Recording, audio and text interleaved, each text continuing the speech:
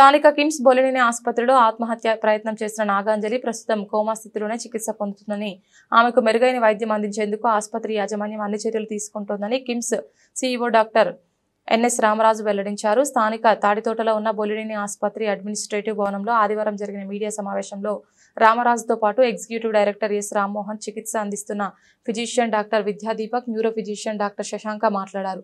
పోలీసులకు అన్ని విధాలుగా విచారణకు సహకరిస్తున్నామని, తమ వద్ద ఉన్న ఆధారాలు సీసీటీవీ ఫుటేజ్ కూడా ఇచ్చినట్లు పేర్కొన్నారు. తండ్రి దుర్గారావు తల్లి మాట్లాడుతూ తమ కుమార్తె ఇక్కడికి ఎలా వచ్చిందో అలాగే అప్పగించారని, లేకపోతే తమకు కూడా ఇంజెక్షన్ ఇస్తే చచ్చిపోతామని ఉద్వేగానికి గురయ్యారు. ఆసుపత్రిలో వైద్యం బాగానే అందిస్తున్నారని తెలిపారు. వైద్యానికి సంబంధించిన ఇంజెక్షన్ అది హాస్పిటల్లో వెంటిలేటర్ ఉన్న పేషెంట్లు అందరికీ వాడతారు. అది మత్తు డాక్టర్లు వాడతారు. ఈ ఫార్మసీ వీళ్ళు గ్రాడ్యుయేట్స్ వాడతారు. వాళ్ళ హ్యాండిల్లో ఉంటుంది.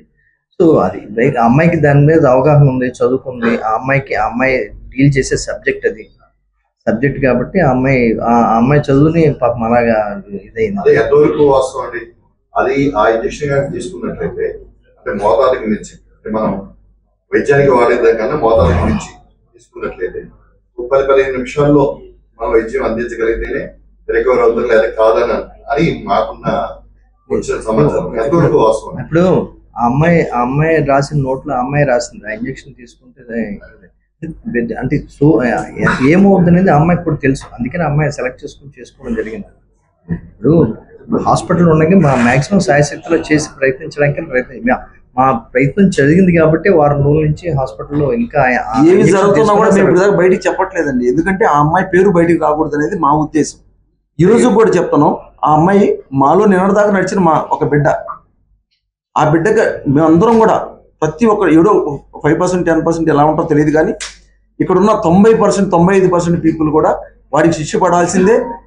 ఎవడైతే నిజంగా వాడు అమ్మాయికి ద్రోహం చేశాడో వాడిని మాత్రం వదిలిపెట్టే పని లేదు. వాడు ఎక్కడున్నా పోలీసు వారికి మేము అన్ని విధాలా సహకరిస్తాం కూడా. వాడిని మాత్రం వదిలే పని లేదు. ఏ ఆడబిడ్డకి మీ ద్వారా తెలియజేస్తున్నాను, ఏ ఆడబిడ్డకి ఎవడు తప్పు చేసినా కూడా వాడిని కఠినంగా శిక్షిస్తాం. మాకు చిన్న సమాచారం ఇస్తే చాలు. మేము కూడా చచ్చిపోతాం.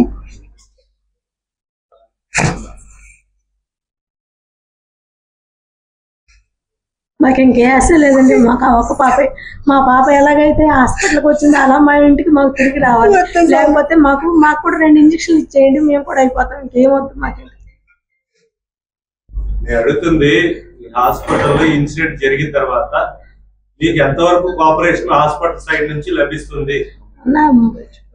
హాస్పిటల్ అయితే వైద్యం చేస్తున్నారండి, మెరుగైన వైద్యం అన్నారండి. హాస్పిటల్ కొంచెం మెరుగైన వైద్యమే చేస్తున్నారు. హాస్పిటల్ అయితే బాగానే ఉంటుంది. పాప ఎంతవరకు కోలుకుంటుంది తీసుకున్నాక బాగానే జరుగుతుందండి. చెప్తున్నారండి, వైద్యం అయితే జరుగుతుంది. లేచి తిరగదో చెప్పలేమంటున్నారు, కాసేపు పర్వాలేదు అంటున్నారు. ఏం జరుగుతుందో మాకు అర్థం కావట్లేదు.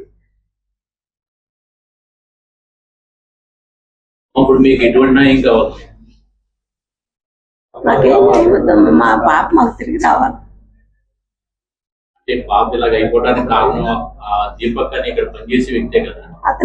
అసలు మాకేమీ తెలియదండి. ఇంకా అతనికి కఠిన శిక్ష పడాలి. కావాలని నడి రోడ్డు మీద ఎన్కౌంటర్ చేయాలి. అలాంటి వాడిని మళ్ళీ ఏ ఆడపిల్లల జోలికి వెళ్ళకూడదు. కానీ యాజమాన్యానికి తెలవకుండా ఉండదు. వీళ్ళ బంధువులే అంటున్నారు. వీళ్ళ బంధువులు అయినా చాలా కప్పిపుచ్చేసారండి, బయటికి రానివ్వలేదు. అతను ఈ హాస్పిటల్కి సంబంధించి తెలిసిన అతనే అన్నారు. ఇన్ని రోజులు ఎమ్మటే చేయలేదు.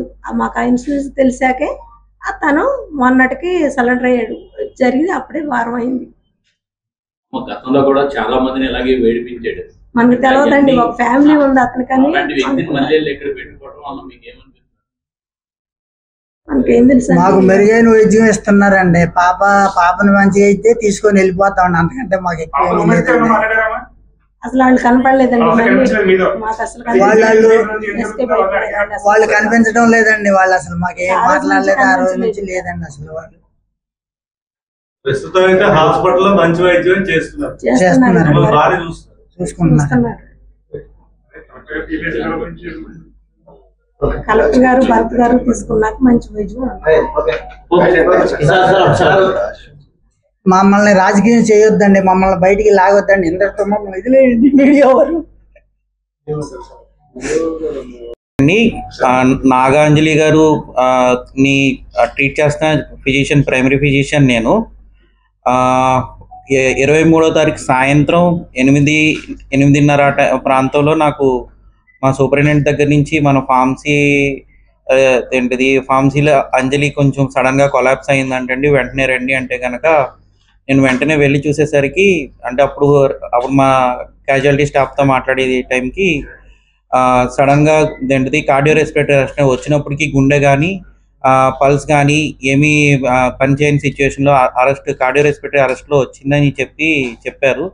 తర్వాత సిపిఆర్ చేసిన తర్వాత గుండె పరంగా రివైవ్ అయ్యింది, వెంటిలేటర్ మీద పెట్టడం జరిగింది. వచ్చినప్పటి నుంచి ఆ రోజు నుంచి కూడా మనకి వెంటిలేటర్ మీదే ఉన్నారండి. కాకపోతే ఈ కార్డియో రెస్పిరేటరీ అరెస్ట్ తర్వాత యూజువల్గా మనకి ఏంటంటే బ్రెయిన్కి కొంచెం డ్యామేజ్ అవ్వడము, గుండె మీద కొంత ప్రెజర్ పడడం జరిగే ఛాన్సెస్ ఉండొచ్చు.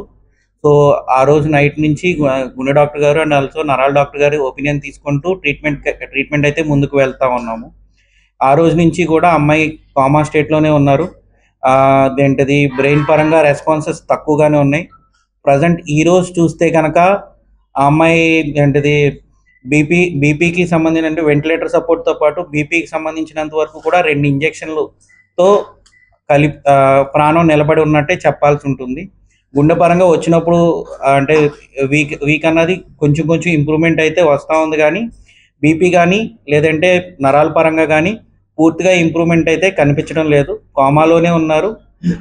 కాకపోతే కొన్ని రిఫ్లెక్సెస్ ఉండడము, బీపీ పరంగా ఇట్ల పరంగా మెయింటైన్, ప్రాణం నిలబడి ఉంది. నరాల డాక్టర్ గారు కూడా కంటిన్యూస్గా ఆ రోజు నుంచి ఫాలో అవుతున్నారండి. నేను డాక్టర్ శశాంక్ అండి, CEO ద హాస్పిటల్. ఈ మాతో పాటు పనిచేసే అమ్మాయికి ఈ పరిస్థితి రావడం మాకందరికీ చాలా బాధ కలిగించే విషయం. సో హాస్పిటల్ ఆ అమ్మాయికి పూర్తి స్థాయిలో వైద్యం అందించి ఏదో విధంగా కోలుకోవాలని చెప్పి మా శక్తి వంచన లేకుండా దేనికి వెనకాడకుండా మేము వైద్యం అందిస్తున్నాం. దాంతోపాటు గవర్నమెంట్ సైడ్ నుంచి కూడా మాకు పూర్తి సహకారం అందుతుంది. కలెక్టర్ గారు ఒక సీనియర్ మెంబర్స్తో ఒక టీంని ఏర్పాటు చేశారు. ఆ టీం మెంబర్స్ కూడా మాతో పాటు వర్క్ చేస్తూ ఆ పేషెంట్ రికవరీకి సాయం అందిస్తున్నారు. ఒకళ్ళ సలహాలు ఒకళ్ళు తీసుకుంటూ అమ్మాయికి ఏదో విధంగా మనం చేయాలన్న ఉద్దేశంతో మేము అందరం సహకరిస్తున్నాం.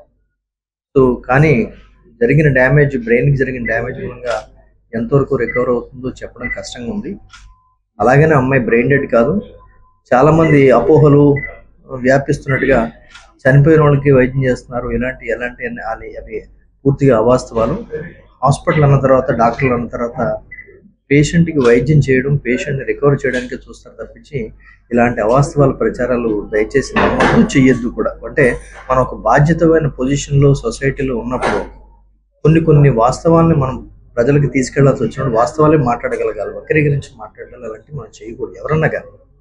సో హాస్పిటల్స్ డాక్టర్స్ మేము పేరెంట్స్కి వాళ్ళకి పూర్తిగా జరుగుతున్నది చెప్పి ప్రతిదీ క్లారిటీలో, ట్రాన్స్పరెన్సీలో వైద్యం చేస్తున్నాం.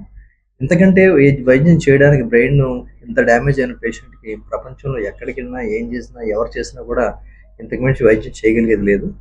మా స్థాయిలో మేము దానికి బెస్ట్ పాసిబుల్ ట్రీట్మెంట్ అయితే అందిస్తున్నాం. మా పూర్తి సహకారాలు అమ్మాయికి ఉంటాయి, మా సానుభూతులు అమ్మాయికి ఉంటాయి. మా పేరెంట్ ఖచ్చితంగా ఆ పేషెంట్కి మేము చేయాల్సిన జాగ్రత్తలు చేసుకుని చేస్తాం. కుటుంబ సభ్యులకు కానీ ఎటువంటి వైద్యం అందుతున్నారు మాకు తెలియట్లేదు అంటున్నారు. అది కాదండి, కుటుంబ సభ్యులు కూడా ఇక్కడే ఉన్నారు. అంటే బేసిక్గా పాపం అమాయకులు వాళ్ళకంటే కూడా పక్కన వాళ్ళు వక్రీకరిస్తున్నారు. ఎందుకంటే వాళ్ళు అమాయకులే, వాళ్ళు ఇక్కడే ఉన్నారు, మాతో పాటు ఉన్నారు. పొద్దున్న సాయంత్రం పాపం వాళ్ళు అదే బాధలో పేషెంట్ని చూసుకుంటూ ఉన్నారు. కాకపోతే ఏంటంటే ఈ సందర్శనకు వచ్చేవాళ్ళు ఏంటంటే ఎవరి వ్యక్తిగత దీని గురించి దాన్ని వక్రీకరించి చెప్పడం తప్పించి అలాంటిది ఏం లేదు. మా దగ్గర వాళ్ళకనే కాదు, ప్రతి పేషెంట్కి 3 పూట్ల వీడియో కౌన్సిలింగ్తో రికార్డింగ్ చేస్తాం. ప్రతి పేషెంట్కి, ఎంత చిన్న పేషెంట్ అయినా పెద్ద పేషెంట్ అయినా, ఒక పెద్ద హాస్పిటల్ అన్నది ఏంటంటే డాక్యుమెంటెడ్గా ప్రతిదానికి ప్రతి పేషెంట్కి ప్రాసెస్ ఎలా ఉంది, ఒకవేళ సర్జరీ చేస్తే ప్రీ ఎలా ఉంది, పోస్ట్ ఎలా ఉంది, ప్రతి దానికి మాకు వీడియో రికార్డింగ్స్ ఉంటాయి. వీడియో రికార్డింగ్స్తోనే చేస్తాం మేము కౌన్సిలింగ్. సో చెప్పకపోవడం, దాచిపెట్టడానికి అంటే ఏం లేదు. దీంట్లో దాచిపెట్టి హాస్పిటల్ సాధించేది కూడా ఏం లేదు. ఎందుకంటే వీఆర్ ఫర్ ద పేషెంట్. మేము పేషెంట్కి వైద్యం చేయడం చూస్తాం తప్పించి దీంట్లో దీనికి ఈ ప్రైవేట్ ఇంట్రెస్ట్ అంటూ హాస్పిటల్కి ఏమి ఉండదు. హాస్పిటల్ కేవలం పేషెంట్కి ట్రాన్స్పరెంట్గా వైద్యం చేయడానికి చూస్తాం. దీంట్లో దాచిపెట్టడానికి మా తప్పు కూడా ఏం లేదు. అది ఒక ఇద్దరు వ్యక్తుల మధ్య ప్రైవేట్గా జరిగిన వ్యవహారం. అన్ఫార్చునేట్లీ హాస్పిటల్లో జరిగింది కాబట్టి కానీ మాకు దాంట్లో ఎటువంటి సంబంధం లేదు. మా కమిట్మెంట్ అలా ఏంటంటే పేషెంట్కి న్యాయం చేస్తూ జాగ్రత్తగా వైద్యం చేయడం. అది మేము పూర్తి స్థాయిలో చేస్తున్నాం. దీంట్లో పూర్తి ట్రాన్స్పరెన్సీతో చేస్తున్నాం. రెండోది ఏంటంటే కలెక్టర్ గారు కూడా టీం వేశారు. కలెక్టర్ గారు వేసిన టీమ్ ఆఫ్ డాక్టర్స్ కూడా మాతో పాటు వర్క్ చేస్తున్నారు. Every day and day report మన కలెక్టర్ గారికి గవర్నమెంట్ హాస్పిటల్ డాక్టర్ ద్వారా మేము డే టు డే రిపోర్ట్స్ అందిస్తున్నాం. సో దీంట్లో ట్రాన్స్పరెన్సీ లేకపోవడానికి ఏం లేదు, చెప్పకపోవడానికి దాయడానికి అంతకంటే ఏం లేదు. బేసిక్ గా ఇక్కడ 3 రోజుల పాటు ఇష్యూ బయటకు రాకపోవడం వల్ల ఇదంతా బయట అంటే ఫస్ట్ రోజే అంటే మీరు ప్రెస్ కాన్ఫరెన్స్ పెట్టిన ఇట్లా జరిగింది